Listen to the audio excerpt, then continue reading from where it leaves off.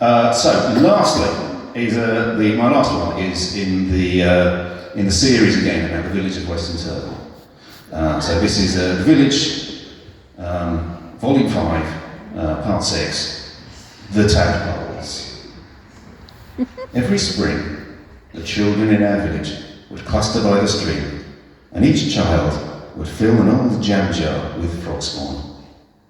The school teachers would encourage this. We were learning about nature. Amphibian scarcity hadn't been invented yet, so nobody worried about how much we took.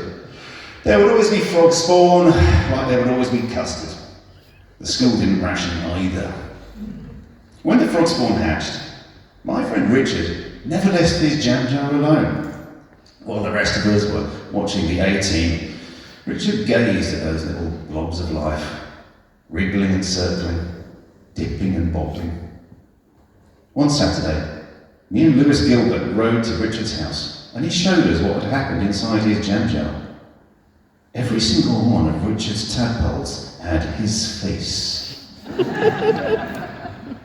For their entire short lives, Richard's head was just inches away, and they must have thought he was their mum. They were trying their hardest to look like him.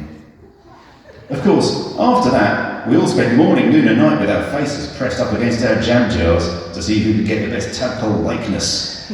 Mine were pretty good. Lewis's were better.